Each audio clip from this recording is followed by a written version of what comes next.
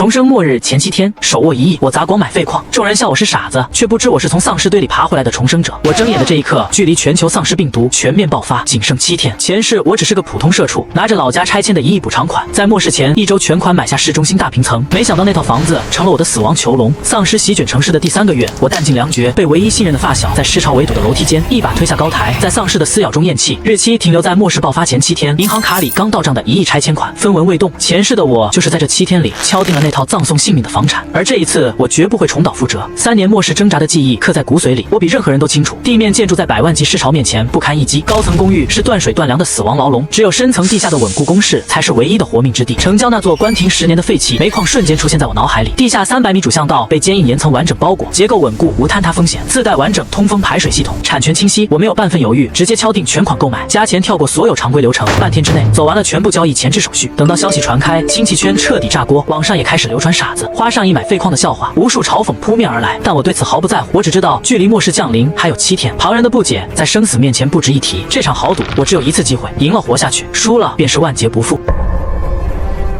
末世里所有人都在抢市中心大平层，只有我知道能活到最后的是地下300米那座被人嫌弃的废弃煤矿。这座煤矿的先天条件是末世里所有幸存者求而不得的保命底牌。地下300米的主巷道被厚达数十米的完整岩层包裹，10年自然沉降让巷道结构极其稳固，原有独立通风井、地下水抽排系统都完整可用。我直接推翻了常规加固方案，以核避难所的最高标准制定改造计划，砸出3倍薪资找来了本地最专业的施工团队，2天之内必须完成主体改造。我下令只保留一条主巷道作为核心生存区，其余所有分支巷道全部用高强度混凝土彻底封死，杜绝任何被渗透的可能。主巷道从外到内加装3到30厘米厚的军工级全钢防爆密闭门，防爆、防冲击、防生化，就算重型车辆全速撞击都无法破开。同时，我以全款现货的方式紧急调运升级后的通风系统，加装3级 HEPA 过滤加紫外线消杀模块，确保外界空气经过完全净化后才能进入地下，彻底隔绝病毒气溶胶。同步搭建3回路供电系统，地下大功率柴油发电机组，地面隐蔽光伏阵列，大容量储能电池，3套系统无缝切换，就算完全与外界隔绝，也能保证全负荷不间断供电。亲戚朋友轮番上门，却连我的面都见不到。网上的嘲讽愈演愈烈，我全程守在工地，盯着每一处施工细节，这里的每一处焊缝，每一方混凝土，都是我末世里的保命防线。2天后，地下堡垒主体结构全部完工，冰冷的钢门缓缓闭合，隔绝了地面的喧嚣。此时离末世爆发只剩4天。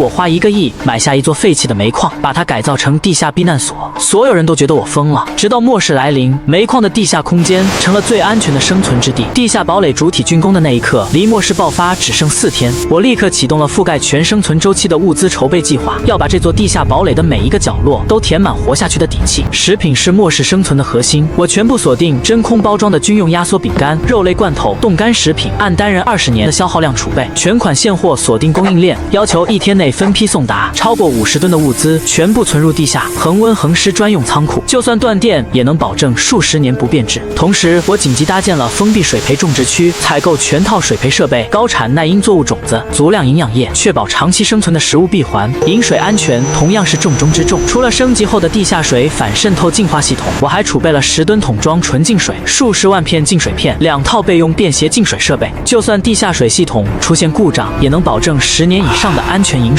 能源方面，我紧急调运了200吨柴油，足够发电机组满负荷运行5年以上。同时补充了数百块大容量储能电池、发电机、太阳能板的易损件，全部备了至少3套，确保能源系统不会出现任何断层。安防与医疗是抵御风险的关键，冷兵器是普通人在末世里最可靠的武器。我采购了数十把高强度弩箭、防爆盾、消防斧、军用匕首，全套防刺服、防毒面具，没有热武器的麻烦，却能应对绝大多数威胁。药品仓库按3甲医院急诊室的标准储备，抗生素、外伤药、急救设备、常用药一应俱全，甚至包括简易手术设备。所有物资分批隐蔽地运入地下仓库，全程用第三方身份对接，没有留下任何个人痕迹，外人只当我是在给废矿填建筑垃圾，嘲讽从未停止。末日倒计时24小时，避难所已经全部改造完成。这是我在末世为自己打造的安全堡垒。所有物资入库清点完毕，我启动了地下避难所的全流程极限测试。首先是全密闭生存极限测试，我关闭了3道防爆钢门，彻底切断了与地面的所有物理连接，启动内循环系统，连续24小时不间断监测地下空间的氧气含量、二氧化碳浓度、温湿度，所有数据始终维持在人体最舒适的区间。通风系统的消杀过滤模块运行稳定，就算外界完全被病毒笼罩，这里也能保证绝对的空气安全。随后是能源系统极限测试，我模拟了末世里的各种极端情况，光伏阵列被破坏，主发电机故障，储能电池单独供电，3种模式无缝切换，连续12小时无间断供电，地下的照明、温控设备运行全程稳定。就算其中2套系统彻底瘫痪，剩下的1套也能维持基础生存需求，彻底杜绝了断电断能的风险。紧接着是水与生存系统测试，地下水净化系统连续满负荷运行，抽上来的地下水经过3级过滤加消杀，完全达到指引标准。备用净水设备同步完成极限测试，水培种植区完成了第1轮芽苗菜种植试种，生长周期稳定，就算完全封闭也能实现新鲜蔬菜的自给自足。最后是安防系统全维度测试，巷道内的红外监控、震动传感器、声光告警系统全部联动，就算是微小的异动都能精准定位。防爆门完成了抗冲击测试，近距离爆破冲击都无法撼动分毫，极限测试圆满完成，全系统零故障。我随后抹掉了地面入口的所有痕迹，把入口伪装成废弃矿洞的自然坍塌样貌，拉断外界供电线路，拉黑了所有亲戚朋友的联系方式，彻底切断了与外界的所有联系。我在末日稳坐安全区，看着地面隐蔽摄像头传回的实时画面，城市里丧尸横行，秩序迅速崩塌。凌晨6点，全球通讯信号在同一瞬间彻底中断。先是零星的尖叫与车辆失控的巨响，随后是密集的爆炸声、绝望的哭喊声。无数失去理智的感染者冲出居民楼，他们皮肤青紫，眼球浑浊，利爪锋利，见人就咬。被咬伤的人在短短几分钟内就会发生变异，加入狩猎的队伍。高层公寓里的幸存者被困在楼上断水断粮，楼下是密密麻麻围堵的丧尸。独栋别墅的铁门被丧尸群轻易撞破，哭喊声很快被嘶吼淹没。那些曾经嘲笑我花1个亿买废矿、骂我疯子的人，此刻正在地面的地狱里挣扎求生，而我用这1个亿买下了整个世界最安全的生存权。身处地下300米的煤矿避难所，这里恒温恒湿，灯火通明，没有丝毫震动，没有一丝丧尸的嘶吼。坚硬的岩层隔绝了所有地面的动静，绝不会吸引尸潮聚集。3道防爆肛门层层设防，就算是100万级别的尸潮也无法突破分毫。通风系统的过滤模块彻底隔绝了病毒，不用担心被感染。仓库里的物资足够我安稳生活20年。水培种植区能实现长期自给自足，这里是末世里唯一的净土。我打开一罐牛肉罐头，听着监控里传来的前世让我夜不能寐的丧尸嘶吼，心里没有丝毫波澜。就在这时，主控室的红色告警灯突然急促闪烁，最外层防爆门的震动传感器传来了持续的规律的敲击声，3长2短循环往复的节奏。那是前世我和那个把我推下楼梯为了丧尸的发小唯一约定过的求救暗号。红色告警灯的屏闪映在眼底，3长2短的敲击节奏隔着厚重岩层与3道肛门传来，每一下都精准碾过我前世临死前的刻骨记忆。我指尖抚过主控台的监控画面，切换键没有半分犹豫，直接调取了入口区域所有隐蔽摄像头的实时画面。画面里，前世把我推下尸潮的发小正攥着一块棱角锋利的石头，反复敲击岩壁。他身上沾满干涸的黑褐色血污，眼底满是不加掩饰的贪婪与焦躁，身后还挤着10几个面色狰狞的幸存者，每个人手里都攥着钢管、柴刀之类的简陋武器，目光死死盯着被我伪装成坍塌岩壁的入口。前世的恨意顺着脊椎翻涌上来，我却连指尖都没有半分颤抖。我太清楚他的秉性，末世爆发不过短短10几个小时，他能精准找到这里，绝不是偶然，必然是从我当初买矿时漫天的嘲讽留言里扒出了地址，甚至从一开始他就打着我那笔拆迁款的主意。前世推我下高台，从来都不是临时起意，而是蓄谋已久的算计。我指尖落下，直接锁死了3道防爆门的2次闭锁装置，就算是定向爆破，都别想撼动分毫。同时启动了入口伪装区的高压电网与催泪瓦斯释放装置，那片我特意预留的100米缓冲巷道本就是为这些不速之客准备的第1道死亡防线。监控画面里，那群人已经顺着发小的指引扒开了入口伪装的碎石，正一窝蜂地往缓冲巷道里冲。没人注意到岩壁上隐蔽的电网格栅与瓦斯释放口。我面无表情地看着画面，指尖悬在触发按钮上，眼底没有半分波澜。这场迟到了1世的清算，终于要拉开序幕。我指尖重重按下触发按钮，监控画面里瞬间闪过刺眼的蓝白色电弧，紧接着是高浓度催泪瓦斯顺着通风口喷涌而出，密闭的缓冲巷道瞬间变成了死亡囚笼。冲在最前面的几个人瞬间被高压电击中，身体僵直着倒在地上，后面的人被瓦斯呛得失去行动能力，在巷道里疯狂挣扎，却连后退的路都被提前落下的隔离钢山彻底封死。我冷眼看着画面里的混乱，目光死死锁定在巷道入口处的发小身上。反转来的猝不及防，他根本没有跟着人群往里冲，从一开始就躲在了入口的碎石堆后面，甚至在人群往里冲的时候，他还悄悄往后退了2步，显然是把那群人当成了试探我虚实的炮灰。前世他就是这样，永远躲在后面，用花言巧语哄着别人往前冲，自己坐收渔利，最后再毫不犹豫的背刺所有能利用的人。我眼底的寒意更甚，指尖再次落下，直接启动了缓冲巷道的第2重防御，隔绝氧气的阻燃氮气瞬间填满了整个巷道，里面的挣扎动静很快彻底平息。发小看着彻底安静下来的巷道入口，脸上的贪婪瞬间变成了惊恐，他显然没想到里面的防御会如此狠绝，连一丝试探的余地都没留下。他慌不择路的转身想跑，却没注意到我早已通过入口的声光装置，把周边零散的丧尸一点点引向了这片区域。监控画面里，远处的街道上已经出现了晃动的丧尸身影，朝着入口的方向快速聚拢，而发小还在慌慌张张地清理着脚下的碎石，完全没察觉到死亡已经逼近。我靠在主控椅上，看着画面里的一切，心里没有半分怜悯，只有大仇得报的平静。监控画面里，发小终于察觉到了逼近的尸群，脸上的惊恐瞬间放大到极致，他转身想往反方方向逃窜。可我提前设置的声光诱饵已经在他身后的路口启动，刺眼的强光与刺耳的风鸣把四面八方的丧尸都引了过来，短短10几秒就把他的退路彻底封死。他被逼得连连后退，最终又退回到了矿洞入口的碎石堆前，身后是步步紧逼的丧尸，身前是他根本无法破开的地下堡垒入口，前是我临死前的绝境，此刻分毫不差地落在了他自己身上。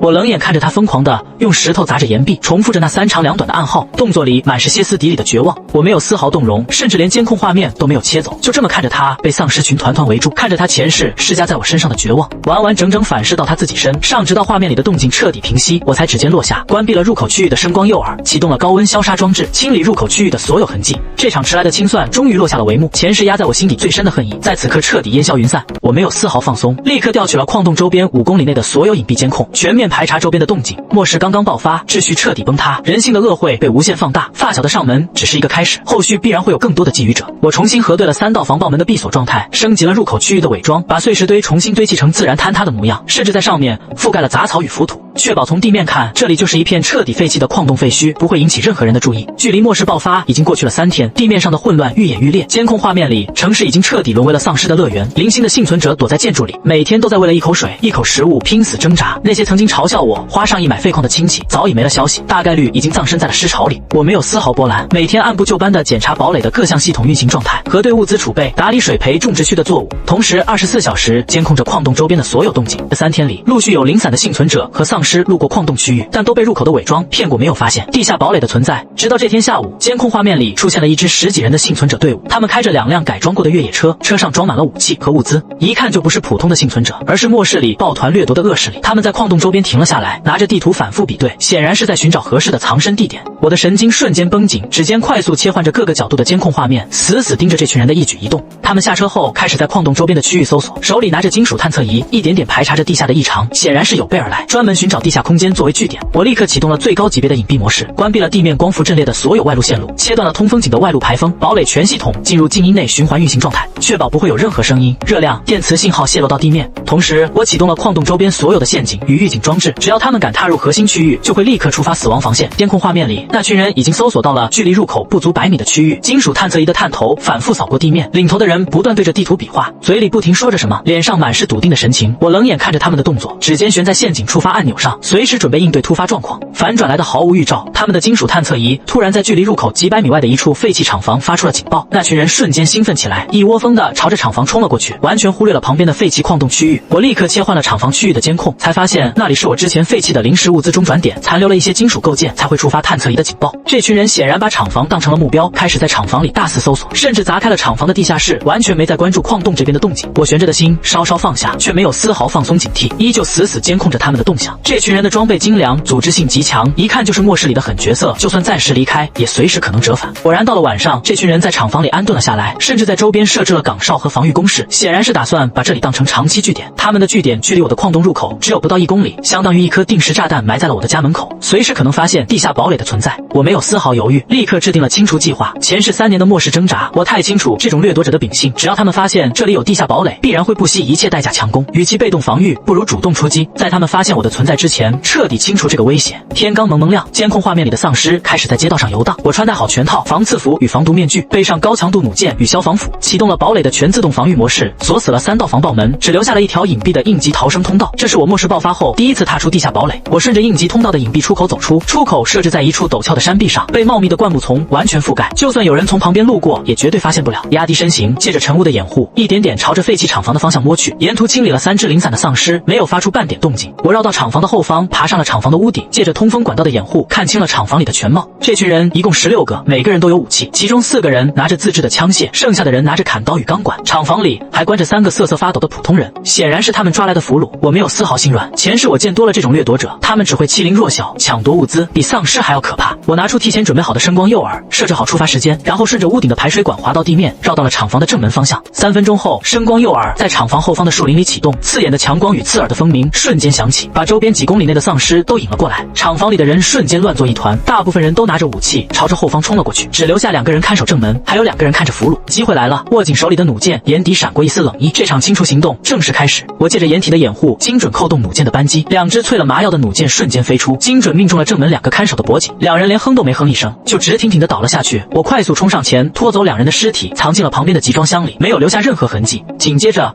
我顺着厂房的侧门摸了进去，里面2个看守俘虏的人正背对着我，紧张地盯着厂房后门的方向，完全没察觉到死神已经逼近。我再次扣动扳机，2支弩箭精准命中目标，2人瞬间倒地，彻底失去了行动能力。我解开了3个俘虏身上的绳索，对着他们做了一个晋升的手势，指了指厂房侧面的逃生通道。3人眼里满是感激，连滚带爬的顺着通道逃了出去。而此时，厂房后方的那群人已经发现了不对劲，声光诱饵早就停止了运行。可四面八方围过来的丧尸已经把厂房的后门彻底堵死，他们疯狂地朝着丧尸射击，可枪声只会引来更多的尸群。短短几分钟，后门就被密密麻麻的丧尸围得水泄不通。领头的人终于反应过来，这是一个陷阱，大喊着让所有人往正门撤退。可等他们冲到正门的时候，才发现正门早已被我用铁链牢牢锁死，外面还堵上了沉重的集装箱。我站在厂房对面的高地上，冷眼看着厂房里的人被丧尸团团围住，绝望的嘶吼与丧尸的嘶吼交织在一起。我没有丝毫停留，转身顺着来时的路返回地下堡垒。等我关上最后一道防爆门，才彻底卸下了紧绷的神经。这次主动出击不仅清除了家门口的危险，还验证了我前世练就的生存技能。在这末世里，只有狠下心才能活下去。清除了厂房的掠夺者后，矿洞周边恢复了暂时的平静，可我没有丝毫放松，依旧每天按部就班地检查堡垒的各项系统，同时密切关注着病毒的变异情况。监控画面里，城市里的丧尸正在发生肉眼可见的变化，他们的速度越来越快，力量越来越强，皮肤也变得更加坚硬。普通的钢管砍刀已经很难对他们造成致命伤害。这是病毒的第一次变异，前世也是在末世爆发1周左右出现。这些变异后的丧尸攻击性更强，也更难对付。很多前世撑过了末世初期的幸存者都死在了这次病毒变异里。我提前预判到了这一点，早就做好了万全的准备，加固了堡垒的所有防御工事，升级了安防系统的传感器，就算是变异丧尸的细微动静都能精准捕捉。这天下午，主控室的告警灯突然亮起，矿洞入口区域的震动传感器传来了持续的震动信号。我立刻切换监控画面，才发现是3只变异丧尸，他们顺着之前发小留下的血迹摸到了矿洞入口的区域，正用锋利的利爪疯狂地抓挠着岩壁，力量大到整块岩壁都在微微震动。普通丧尸根本不可能有这么强的破坏力，这3只变异丧尸显然是进化出了更强的力量与利爪。我没有丝毫慌乱，指尖落下启动了入口区域的高压电网。3只变异丧尸的利爪刚碰到电网就被刺眼的蓝白色电弧击中，身体瞬间僵直，倒在地上疯狂抽搐。可让我没想到的是，高压电居然没能瞬间击杀他们，他们挣扎着爬起来，依旧朝着岩壁冲过来。我眼底闪过一丝惊讶，立刻启动了第2重防御，岩壁上的射击孔瞬间打开。我操控着提前安装的全自动弩箭发射器，3支穿甲弩箭瞬间飞出，精准命中了3只变异丧尸的头颅，他们这才彻底停止了动作。看着监控画面里彻底倒地的变异丧尸，我心里没有丝毫轻松，反而更加警惕。病毒变异的速度比我前世记忆里还要快，这些变异丧尸的防御力已经远超我的预期，普通的高压电都无法瞬间击杀。要是后续出现更多更强的变异丧尸，现有的防御体系必然会面临更大的挑战。我立刻行动起来，对堡垒的防御系统进行全面升级。首先升级了入口区域的高压电网，把电压提升到了原来的3倍，就算是防御力再强的变异丧尸也能瞬间击杀。同时在缓冲巷道里新增了多台全自动弩箭发射器，全部配备穿甲弩箭，形成交叉火力网，就算有丧尸突破了电网，也会被瞬间爆头。除此之外，我还升级了巷道内的震动传感器与红外监控，把监控覆盖范围扩大到了矿洞周边3公里的所有地下矿道，确保任何地下渗透的动静都能第一时间被捕捉到。前世末世后期，很多丧尸进化出了绝地的能力，不少地下避难所都被丧尸从地下渗透，最终全军覆没。我绝不会重蹈覆辙。升级完防御系统，我又开始强化自身的战斗力。前世我只是个普通社畜，就算在末世里挣扎了3年，也只是勉强学会了自保。这一世，我有充足的时间和资源，必须把自己打造成末世里的顶尖强者。我在地下堡垒里开辟了专门的训练区，每天固定4个小时的体能训练，还有2个小时的弩箭与冷兵器实操训练。日子一天天过去，末世爆发已经半个月，地面上的丧尸变异越来越严重，已经出现了速度型变异丧尸，奔跑起来堪比汽车。城市里仅存的幸存者日子越来越难熬，而我身处地下300米的堡垒里，恒温恒湿，灯火通明，物资充足，每天按部就班的训练、检查系统、打理种植区，在这末世里活成了最安稳的样子。这天早上，我正在训练区进行体能训练，主控室的告警灯突然急促闪烁，不是入口区域的告警，而是地下水系统的异常告警。我立刻冲到主控台，指尖快速切换画面，才发现地下水抽排系统的水压出现了异常波动，水质传感器也检测到了不明杂质，显然是地下水系统出了问题。我的心瞬间提了起来，地下水是我长期生存的核心水源，一旦出了问题，就算储备了再多的纯净水，也总有耗尽的一天。我立刻关闭了地下水抽排系统的主阀门，启动了备用纯净水供水系统，然后穿戴好全套防护装备，带上检测设备与武器，朝着地下水泵房走去。水泵房设置在主巷道的最深处，紧邻地下暗河，是整个堡垒的水源核心。我打开水泵房的防爆门，里面的设备还在正常运行，可打开检修口的时候，才发现地下水的进水管道里出现了很多不明的划痕，甚至有几处管壁已经出现了轻微的破损，显然是有什么东西在地下暗河里撞击，撕咬进水管道。前世我从来没有遇到过这种情况，末世初期地下暗河一直都是安全的，从来没有出现过异常。我立刻拿出水下探测设备，放进进了地下暗河里，画面传输到手持终端上，我才看清，暗河里居然出现了好几条体型庞大的变异鱼类，它们长着锋利的獠牙，攻击性极强。刚才就是它们在撞击进水管道。我瞬间反应过来，病毒不仅感染了陆地生物，连水里的生物也发生了变异，这是我完全没有预判到的危机。地下暗河是堡垒的水源核心，同时也是最大的安全隐患。一旦这些变异生物破坏了进水管道，甚至顺着管道钻进堡垒，后果不堪设想。我立刻制定了应对方案，必须彻底解决这个隐患。我没有丝毫犹豫，立刻关闭了地下水进水管道的所有阀门，然后在管道口加装了高强度的合金格栅，格栅的缝隙只有几毫米，就算是再小的变异生物也无法钻进来。同时，我在进水口加装了高压电击装置，只要有变异生物靠近，就会瞬间被高压电击杀，从根源上杜绝了管道被破坏的风险。可这只是治标不治本，地下暗河里的变异生物不清除始终是个隐患，它们随时可能破坏暗河的岩壁，渗透到堡垒的其他区域。我立刻制定了清除计划，拿出提前储备的水下麻醉剂，按照比例调配好，然后用高压装置注入到了进水口周边的暗河水域里。半个小时后，我再次放下水下探测设备，画面里那几条变异鱼类已经翻着肚皮浮在了水面上，彻底失去了行动能力。我穿上防水服，带上水下武器，顺着检修通道下到了地下暗河里，把麻醉的变异鱼类全部捞了上来，彻底清除了进水口周边的威胁。可让我没想到的是，水下探测设备传回的画面里，暗河的深处还有更多的变异生物，甚至有体型长达数米的巨型变异水生生物，它们在暗河深处游荡，攻击性极强。我不敢贸然深入，立刻返回了堡垒，彻底封死了通往地下暗河的所有检修通道，只保留了封闭的进水管道。同时，在暗河与堡垒之间的岩壁上加装了多层震动传感器与水下监控，解决了地下水系统的隐患。我立刻对净水系统进行了全面升级，在原有3级过滤的基础上，新增了2级病毒灭活模块，就算地下水里有病毒残留，也能彻底过滤消杀，确保饮水安全。做完这一切，我才松了一口气。末世里的危机从来都不是单一的，除了丧尸和人类的恶，还有无处不在的变异生物，稍有不慎就会万劫不复。时间一天天过去，距离末世爆发已经过去了1个月，地面上的秩序已经彻底崩塌，城市里90%以上的人类都变成了丧尸，仅存的幸存者要么躲在隐蔽的角落里苟延残喘，要么就抱团组成掠夺团伙，靠着抢夺其他幸存者的物资活下去。我的地下堡垒已经完成了全面的升级改造，3道防爆门固若金汤，周边3公里内布满了监控与陷阱，地下暗河的隐患彻底清除。水培种植区的作物迎来了第一次丰收，新鲜的芽苗菜和蔬菜足够我长期食用，实现了食物的自给自足。仓库里的物资充足，就算完全封闭也足够我安稳生活。20年，能源系统3回路无缝切换，永远不用担心断电断能。这天下午，我正在水培种植区打理作物，主控室的最高级别告警灯突然亮起，矿洞周边5公里内的监控全部触发了异动预警。我立刻冲到主控台切换监控画面，眼前的景象让我瞬间绷紧了神经。画面里密密麻麻的丧尸从城市的方向涌了过来，一眼望不到头，至少有上百万只，形成了恐怖的尸潮，正朝着城郊矿洞的方向移动。前世我见过无数次尸潮，可从来没有见过规模这么大的100万级别的尸潮，所到之处，所有建筑都会被夷为平地，就算是坚固的军事堡垒都很难抵挡。我立刻启动了堡垒的最高级别封闭模式，锁死了3道防爆门的终极闭锁装置，关闭了所有与地面连接的通风、线路管道，堡垒全系统进入内循环运行模式。同时，我关闭了地面所有的监控与声光装置，彻底抹掉了堡垒的所有痕迹，就算尸潮覆盖了整个矿洞区域，也不会发现地下堡垒的存在。监控画面里，尸潮的先头部队已经进入了矿洞周边区域，沉重的脚步声汇聚在一起，连地下300米的岩层都传来了轻微的震动。100万级尸潮彻底覆盖了整个矿洞区域，地面上密密麻麻全是晃动的丧尸身影，嘶吼声隔着厚重的岩层传进来，隐隐约约，听得人头皮发麻。岩层的震动越来越明显，主控台的震动传感器数值不断飙升，可我心里没有丝毫慌乱，我比任何人都清楚，地下300米的完整岩层加上3道军工级防爆门，就算是100万尸潮也根本无法撼动分毫。我按部就班地检查着堡垒的各项系统，通风系统的内循环模式运行稳定，氧气含量、2氧化碳浓度始终维持在最舒适的区间，能源系统切换到了储能电池供电模式，就算完全与外界隔绝，也能保证全负荷不间断运行。水培种植区的补光灯正常开启，作物生长稳定，水源、食品供应充足，就算尸潮围困几个月，我也能安稳活下去。监控画面里，尸潮在矿洞区域漫无目的的游荡，大部分丧尸都只是路过，朝着更远的郊区移动，可还是有10几万只丧尸留在了矿洞周边的区域，他们似乎被什么东西吸引，一直在入口周边徘徊。我立刻放大监控画面，才发现是之前清理变异丧尸时留下的血迹没有彻底消杀干净，才吸引了丧尸停留。我心里暗道不好，10几万丧尸聚集在入口周边，就算无法突破堡垒，也始终是个巨大的隐患。一旦他们长时间停留，必然会不断撞击岩壁，甚至可能发现入口的伪装。我立刻启动了远程声光诱饵，在距离矿洞5公里外的山谷里启动了强光与风鸣装置，试图把聚集的尸潮引过去。可让我没想到的是，声光诱饵启动后，只有少量的丧尸朝着山谷的方向移动，大部分丧尸依旧停留在入口周边，甚至有不少丧尸开始用身体疯狂撞击入口的岩壁，显然是闻到了地下活人的气息。这场尸潮围困比我预想的要棘手得多。监控画面里聚集在入口周边的丧丧尸越来越多，他们疯狂地用身体撞击着岩壁，用利爪抓挠着碎石堆。入口伪装的碎石已经被他们扒开了不少，露出了里面的混凝土墙体。岩层的震动越来越剧烈，主控台的震动传感器数值已经达到了警戒值，可我依旧保持着冷静，没有丝毫慌乱。我太清楚这些丧尸的弱点，他们没有智慧，只靠着本能行动。只要我不露出任何破绽，他们就算撞破头，也不可能突破30厘米厚的全钢防爆门，更别说厚达数十米的完整岩层。可让我没想到的反转很快出现，丧尸群里出现了10几只体型庞大的变异丧尸，他们身高超过3米，肌肉虬结，力量远超普通丧尸，正是前世末世里让人闻风丧胆的暴君型变异丧尸。这些暴君丧尸一出现就开始用巨大的拳头疯狂砸向岩壁，每一拳落下都有碎石飞溅，岩壁上很快出现了明显的凹痕。普通丧尸根本无法撼动的混凝土墙体，在他们的攻击下居然开始出现裂纹。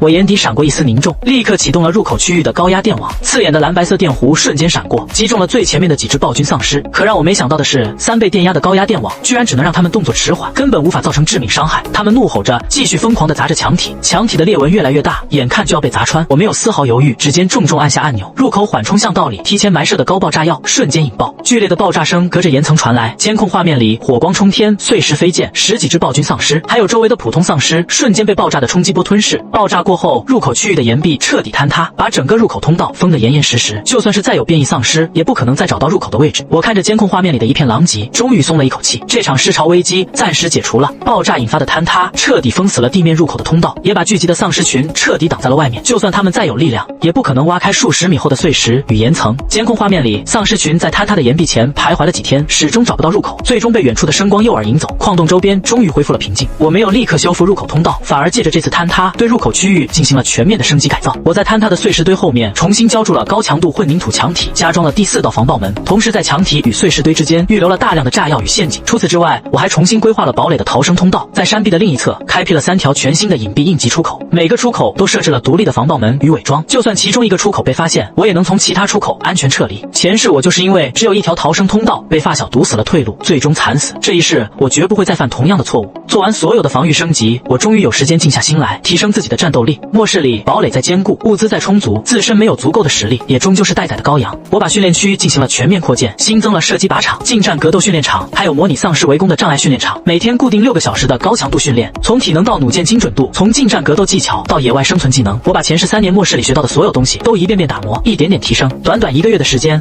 我的体能和战斗力已经远超前世巅峰时期，就算是正面遭遇暴君型变异丧尸，我也有信心全身而退。末世爆发2个月，我终于在这人间地狱里打造出了最坚固的堡垒，也把自己活成了最锋利的尖刀。末世爆发3个月，地面上的局势发生了翻天覆地的变化，病毒经过2次大规模变异，丧尸已经分化出了不同的类型，除了力量型的暴君丧尸，还有速度型的迅捷丧尸、听觉强化的声波丧尸，甚至出现了能喷吐腐蚀液体的酸液丧尸，对幸存者的威胁越来越大。而仅存的幸存者也逐渐形成了几个大型的聚集地，其中最大的一个就在市中心的体育馆，聚集了上千名幸存者，由一支退役军人为首的队伍掌控，建立了初步的末世秩序。而其他的幸存者要么组成小型的掠夺团伙，要么就独自躲在隐蔽的角落里苟延残喘。我的地下堡垒已经进入了完全稳定的运行状态，物资充足，防御固若金汤，水培种植区实现了蔬菜的完全自给自足，甚至开辟了小型的养殖区，养了几十只兔子，实现了肉类的稳定供应。能源系统运行稳定，200吨柴油还剩下大半，光伏阵列与储能电池无缝切换，永远不用担心断电。这天我看着监控画面里，城市里的丧尸活动频率越来越低，大部分丧尸都躲在了建筑的阴影里，显然是即将进入夏季，高温天气会让丧尸的活性降低，这是地面探索的最佳时机。前世我在末世里无数次冒着生命危险外出搜集物资，太清楚什么时候外出最安全，我没有丝毫犹豫，立刻制定了详细的地面探索计划。这次探索不仅要搜集周边可用的物资，更要摸清城市里的丧尸分布、幸存者聚集地的情况，还有周边的安全路线，为后续的长期生存做好准备。我穿戴好全套防护装备，带上足够的武器弹药、食物和水，检查了堡垒的全自动防御系统，锁死了所有防爆门，顺着全新的应急出口再次踏出了地下堡垒。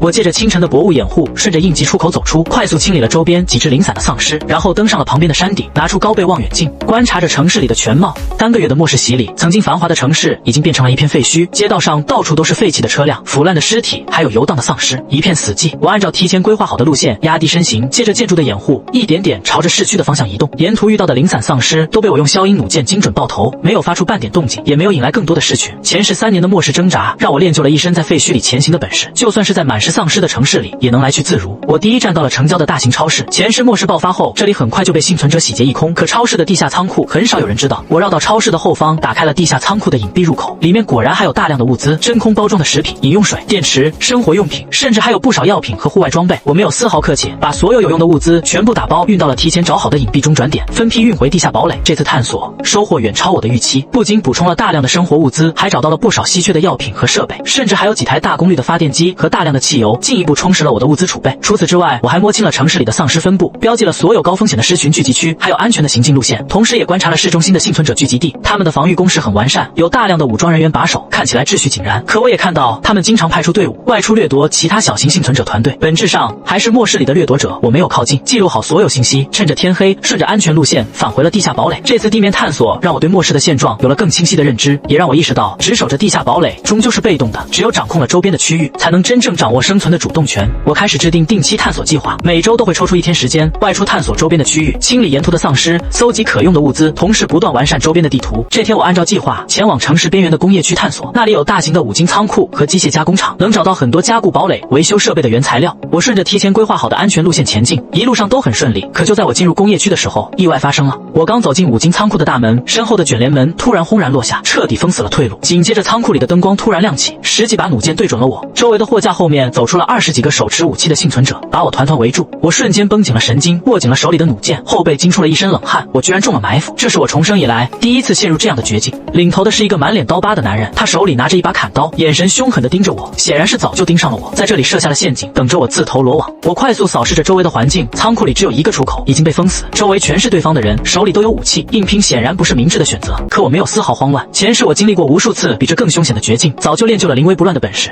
我快速观察着对方的站位，发现他们的包围圈有一个明显的破绽，靠近窗户的位置只有2个人把守，而且他们的注意力都集中在我的正面。同时我注意到仓库的屋顶有一个通风管道的出口，这是我唯一的逃生机会。就在对方一步步逼近的时候，我突然抬手对着正面的人群扣动了弩箭的扳机，2支穿甲弩箭瞬间飞出，精准命中了最前面2个人的肩膀，2人惨叫着倒在地上，人群瞬间出现了混乱。趁着这个间隙，我转身朝着窗户的方向冲了过去，手里的消防斧狠狠劈出，直接劈开了窗户的防盗网。守在窗户边的2个人反应过来，举着砍刀朝着我劈了过来，我侧身躲过，手里的消防斧横扫，直接砸中了其中一个人的膝盖，那人惨叫着跪倒在地，另一个人被我一脚踹出了窗外，重重摔在了地上。我没有丝毫停留，翻身跳出了窗户，可刚落地就听到了密集的丧尸嘶吼声，从街道的2头传了过来。我瞬间反应过来，这群人不仅设下了埋伏，还在仓库周边设置了声光诱饵，只要我逃出仓库，就会引来丧尸群，把我困死在这里。街道2头密密麻麻的丧尸已经冲了过来，至少有上百只。身后的仓库里，那群人也已经追了出来，前后夹击。我再次陷入了绝境。